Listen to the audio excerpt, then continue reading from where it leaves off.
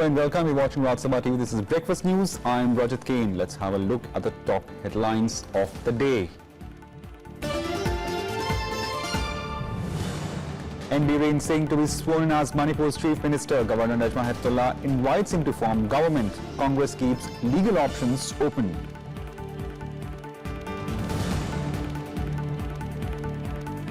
Shot in the arm for Goa Chief Minister Manohar Parrikar ahead of trust vote on Thursday. Another independent offers support.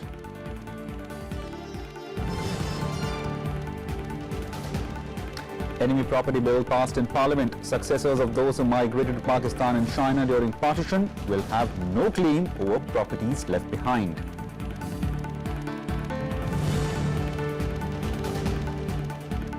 Pakistan is rearing terrorists, says Vice President Mohammad Hamid Ansari, accused of using terrorism as state policy, urges international community to isolate such nations.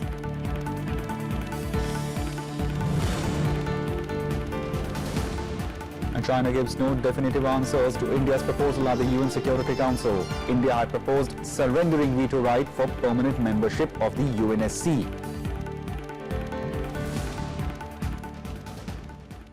Now, N. Biren Singh will take oath as new Chief Minister of Manipur today, leading to the first BJP-led government in the hill state. The invitation to Singh was given by Governor after 4 MLAs of Naga People's Front extended their support. The Congress has said it's keeping all its options open when asked about whether it's mulling going to the court. The first BJP-led government in Manipur will be sworn in today. Governor Najma Heptullah invited the BJP led by N. Biren Singh to form the government. BJP-led group is invited to form the government. I know Congress is the single largest party, but it is not incumbent on the governor necessarily, and yesterday's statement, the ruling of the Supreme Court also says the responsibility of the governor is to see who has got majority. Singh was unanimously elected the leader of the 21-member BJP legislature party. The invitation to Singh came on a day when 4 members of the Naga People's Front, an NDA ally, met the governor and declared their support to the BJP for government formation. Following the invitation, Singh said he expects more attention from the centre on the hill state. Right now, almost state is bankrupt due to mismanagement of the last previous government, and our plan is just we have to seek help from the center because we don't have our own resource. I think center will definitely help us to rescue from this present horrible position. The BJP is claiming the support of 32 MLAs in the 60-member assembly. Earlier on Sunday, the party delegation met the governor with 21 party MLAs, besides 4 MLAs of the National People's Party, 1 from the Lok Jan Shakti Party and 1 MLA from the Trinamool Congress. The BJP also claims to have support of a Congress MLA, Shyam Kumar, one of the 28 Congress MLAs who defected to the BJP on Saturday. The Congress has alleged the BJP was using money power to win MLAs. N. Biren ji को शुभकामनाएं और बधाई।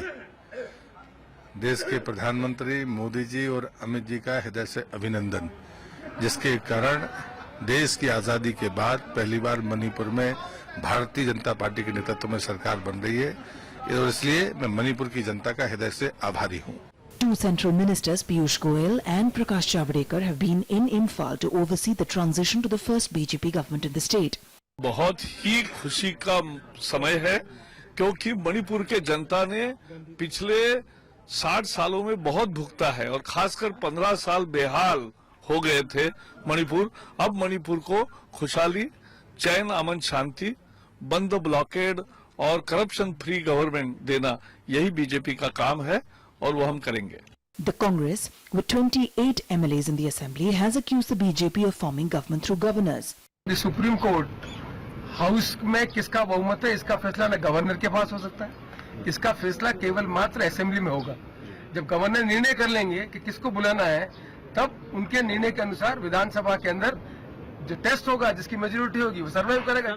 The party has said it is keeping all options open when asked about whether it will approach court over government formation in the state.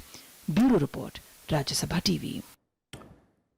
Now, Manohar Parrikar took oath as Chief Minister of Goa once again, even as he prepares for the trust vote on the floor of Assembly on Thursday. And what comes as a shot in arm of the BJP ahead of the trust vote, another independent MLA has offered support. Parrikar also says that NCP's Churchill Alamau has lent support to his government. Manohar Parrikar took oath as the Goa Chief Minister on Tuesday. Along with him, 9 MLAs including 2 members of the BJP, 3 of the Goa Forward Party, 2 of the Maharashtravadi Gomantak Party and 2 independents also took oath. Parrikar has, however, been asked by the Supreme Court to prove majority in the Assembly in a trust vote on Thursday. Ahead of that crucial trust vote, Parrikar said he has the support of 22 MLAs and also of the NCP's Churchill Alamau. I think we amply demonstrated the majority here, all 22 plus 1 Churchill Alamau, they were here. So whereas in the afternoon when Congress came here, not only that they didn't give any letter, but they came only with 17. It proves that 23 are on the government side and 17 are with the Congress. ये हमेशा एक प्रक्रिया रही है कि single largest party को पहले आमंत्रित किया जाता है। आपको याद होगा डॉक्टर शंकर दयाल शर्मा ने भी यही किया था। सिंगल लार्जेस्ट पार्टी जब वो राष्ट्रपति थे, सिंगल लार्जेस्ट पार्टी को ही बुलाया गया था। तो माननीय महामहिम को ये प्रक्रिया अपनानी चाहिए थी।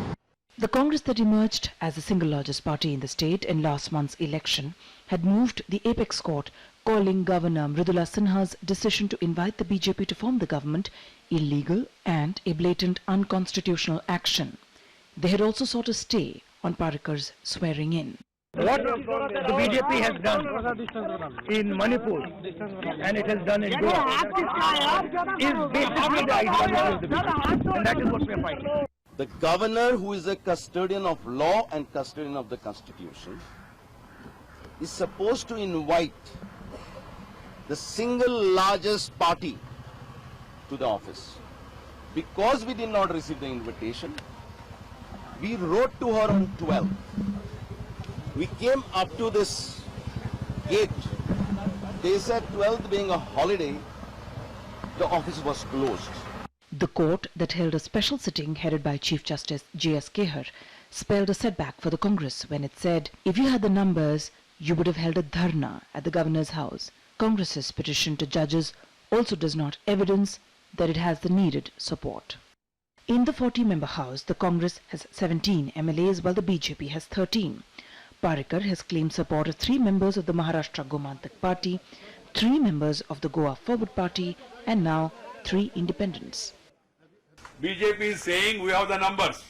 Congress is saying we don't have the numbers, but give an opportunity to become government, then we will mobilize the members. We have mobilized the members and went to governor. They are saying we don't have the numbers, but you make us chief minister, then we will get the numbers. And they go to Supreme Court of India also. The government led by Sri Manohar Parrikar is ready to prove its majority on the floor of the house in no time. All eyes are now on the 16th of March when Manohar Parrikar will have to prove his numbers on the floor of the Goa Assembly. Bureau Report, Rajya Sabha TV. Now, days after BJP's historic victory, Uttar Pradesh awaits to hear who will be the next Chief Minister of the state. BJP Legislative Party is expected to announce the name on March 16th. The party's central observers M. Venkaiah Naidu and the BJP General Secretary Bhupendra Yadav will consult the BJP MLAs before putting across the name to the BJP Chief Amit Shah, who has been authorized to choose the next Chief Minister. The names of several probables, including Union Home Minister Rajnath Singh, were doing rounds at the party office. The Rajnath Singh showed no signs of returning to the state politics. Other names likely are Manoj Sinha, the Minister of State for Railways, and party state unit president Keshav Prasad Maurya are also doing rounds. Meanwhile, newly elected MLAs of Samajwadi Party would also meet at the party office on March 16 to discuss their new legislative party leader and future course of action.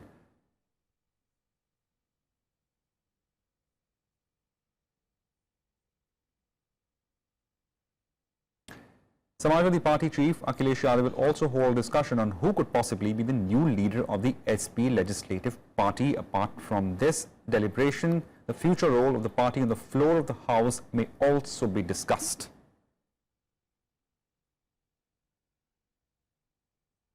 The Congress Party's poor show in the assembly elections in 2 out of 5 states, especially UP, has forced leadership to admit that party needs to reorganize.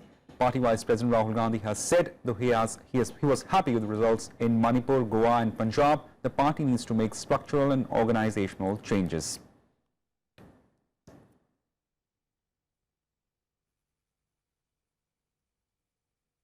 We are in the opposition and you have ups and downs. So we had a little down in UP, which is fine, we accept it. But we have an ideological fight with the BJP and we will continue to do that. We had 5 elections. We formed a government in Punjab, we won the election in Manipur and Goa. That's not a bad result. It's true that we lost the election in Uttar Pradesh and Uttarakhand. If you look at our Uttarakhand election, you look at Punjab, who is running these elections? It's the regional leaders who are running the election. They are the people who fight the election, and they've been successful in Punjab, they've been successful in Goa, they've been successful in Manipur. But as far as the Congress Party is concerned, we do need to make structural and organizational changes. That's a fact. Rahul Gandhi also accused the BJP of stealing the mandate by using money power in the 5 states. His comments came hours after Supreme Court asked the BJP to go ahead with its oath-taking ceremony in Goa, where the governor did not invite the Congress Party despite having the highest numbers of seats. Rape-accused Samajwadi Party leader Gayatri Prajapati has been arrested in Lucknow after remaining absconding for a long time. Lucknow police also nabbed 3 more accomplices of the Samajwadi Party leader. Prajapati is likely to be produced before the POCSO court later today. Police had yesterday interrogated the Samajwadi Party leader's 2 sons and nephew to get some inputs regarding his whereabouts. Prajapati was booked on a Supreme Court directive and FIR was lodged on February 17 against the minister and 6 others for allegedly gang raping a woman and alleged attempt to rape her minor daughter. The Apex Court had asked the UP police to submit an action-taking report regarding the incident in 8 weeks. A lookout notice was also issued against him as also non-bailable warrant. His passport too was impounded. After visiting the scene of crime, after collecting a lot of evidences and taking the statements of the victim and the accused, the investigating officer felt that arrest is necessary. In this case, 7 people were nominated. All 7 people have been arrested. Now the matter will be forwarded to the court for the final decision. Now, elections to the Delhi municipal corporations will be held on April 22nd. The Delhi State Election Commission has confirmed the use of the electronic voting machines in these polls. It will be for the first time that Noto option will also be available. The focus on the use of EVMs in the municipal elections was brought by Delhi Chief Minister Kejriwal, who had sought the use of ballot papers, alleging EVMs could be tampered with. Kejriwal's demand came after BSP Chief Mayawati alleged EVM were tampered to favour BJP in the UP elections. Delhi Congress also sided with Kejriwal's demand for ballot paper. BJP, on the other hand, refuted Aam Aadmi Party's allegations and demanded re-election in the 67 of the 70 assembly seats where Arvind Kejriwal's party had won in 2015. There are 272 seats at stake in the MCD, with North Delhi Municipal Corporation and South Delhi Municipal Corporation accounting for 104 seats each, while 64 seats fall under the East Delhi Municipal Corporation. EVM इस्तेमाल करने में बहुत से secure points रखे गए हैं जिससे EVM का मिसयूज ना हो सके, लेकिन जब सरकार ने हमसे सवाल पूछा तो हमने उनको कमेंट्स अपने भेज दिए हैं कि ईवीएम की ये तरीके हैं, हमने ये तैयारी कर ली है। अगर आप बैलेट बॉक्स से करेंगे तो रूल्स बदलना होगा। पहली बात, जो सवाल उठे हैं ईवीएम मशीनों के ऊपर, उन सवालों के जब तक जवाब नहीं मिल जाएं, जब तक ईवीएम मशीनें संदेह के घेरे से बाहर न आ जाएं, तब तक ईवीएम मशीनों का उपयोग करके चुनाव करवाना लोकतंत्र के लिए खतरनाक है। लिहाजा गुजारिश की है मैंने कि आगामी दिल्ली नगर निगम के चुनाव ईवीएम मशीनों की बजाय परंपरागत जो मतपत्र हैं उनके जरिए करवाए जाएं। ईवीएम के ऊपर चूंकि उसकी विश्वसनीयता के ऊपर एक प्रश्न चिन्ह लगा है, इसलिए हम ये चाहते हैं कि आगे का इलेक्शन हमारा खास तौर पे म्युनिसिपल कॉर्पोरेशन इलेक्शंस हमारे बैलेट पेपर्स पे होने चाहिए, ताकि किसी को भी इस लोकतंत्र की प्रक्रिया के ऊपर प्रश्न चिन्ह किसी के या शक किसी के दिमाग में ना हो। अरविंद केजरीवाल और कांग्रेसी जो नेता है उनके करप्शन को पकड़ता हुआ हम दिल्ली को सबका साथ, सबका विकास और दिल्ली के उल्लास तक ले जाएंगे।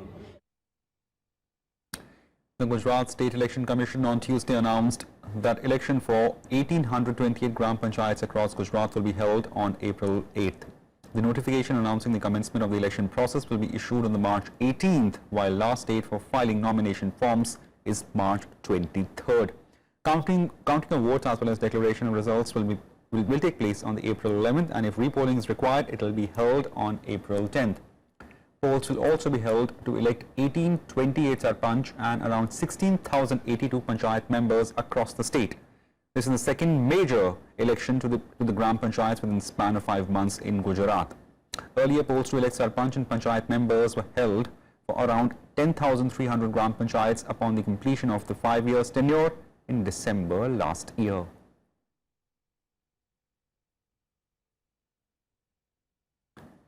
Time for a very short break. More news on the other side. Don't go away.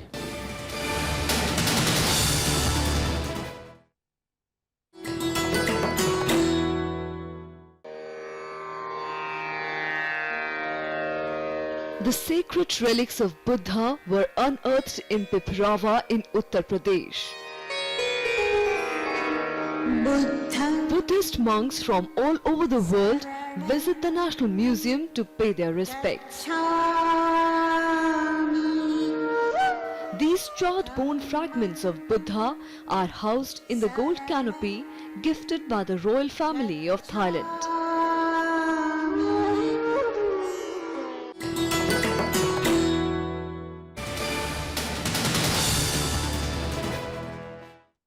Welcome back. The Enemy Property Amendment and Validation Bill 2016 was passed in Parliament on Tuesday, with the successors of those migrated to Pakistan and China during partition will have no claim over the properties left behind in India.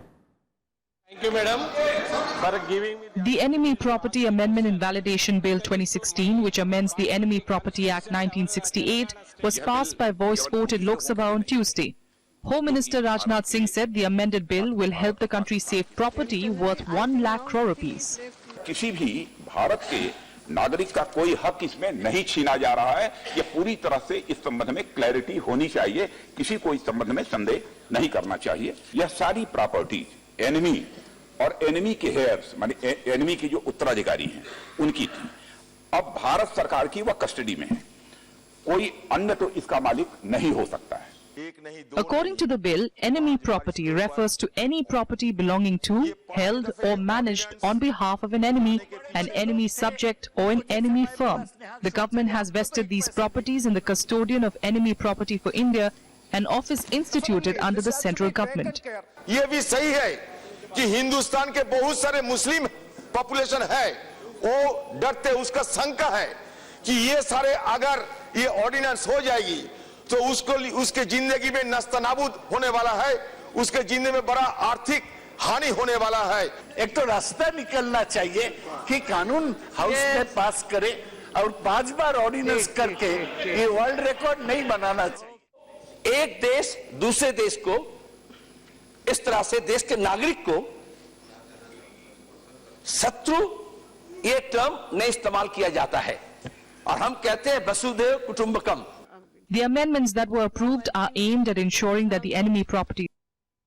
Vice President Mohammad Hamid Ansari on Tuesday said the countries in Indian Ocean region need to unite together in all forms to fight against terrorism. Addressing third counter-terrorism conference in New Delhi, the Vice President said the most virulent factor fueling terrorism was state sponsorship and collusion with the terrorist.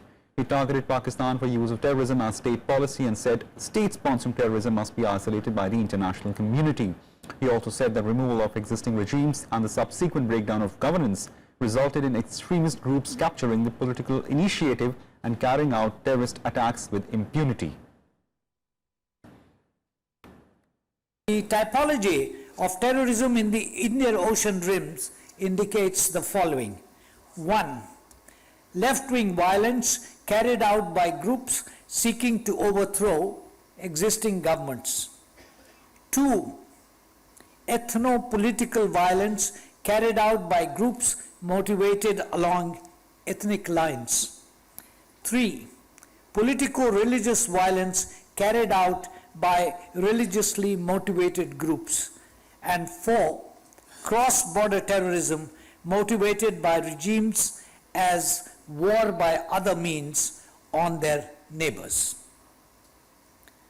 Of these, the last is perhaps the most abhorrent, of the kind we in India have had to suffer for a number of years. Such terrorism is sustained by external agencies and states. There is now wider recognition that this is the type of terrorism which creates conditions for the growth of terrorist networks into massive conglomerates with international operations. The Bangladesh Prime Minister Sheikh Hasina will pay a 4-day visit to India from April 7 to 10 following invitation extended by Prime Minister Modi. According to official statement, the two leaders will hold official talks in New Delhi on April 8th. Indian High Commissioner in Dhaka, Harshvardhan Shringla, said Bangladesh Prime Minister's visit to India is of high importance in many aspects of both the countries, as the two neighbouring countries have demonstrated cooperation in settling land and maritime boundaries within a short period of time under the leadership of both the Prime Minister. He also said that President Pranab Mukherjee is in an exceptional gesture invited Sheikh Hasina to stay at Rashtrapati Bhavan during her visit. Sheikh Hasina's last visit to India was in January 2010.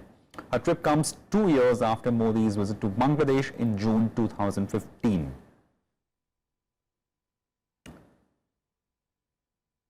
Now, China has reacted with caution to a proposal made by the India and G4 nations to reform the UN Security Council so that they could secure a permanent seat on the world body's top organ. Last week, India had a meeting of G4 nations, said that in exchange of being inducted in UNSC, it was willing to surrender the most important veto right that permanent members are entitled to. In response, while giving no definite answers to the proposal, China said these issues can only be addressed by reaching a package solution that accommodates all parties' interest and concerns through broad-based democratic consultations.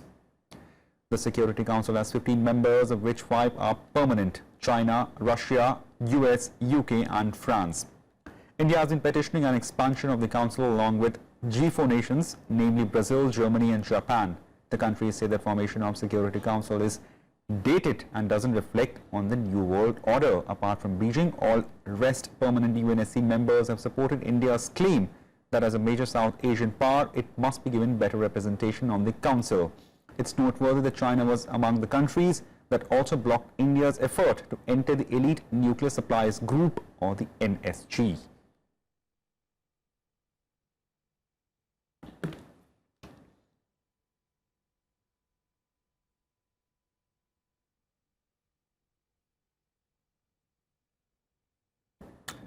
That's it for now. Keep watching Rajya Sabha for more and the Parliament session ahead.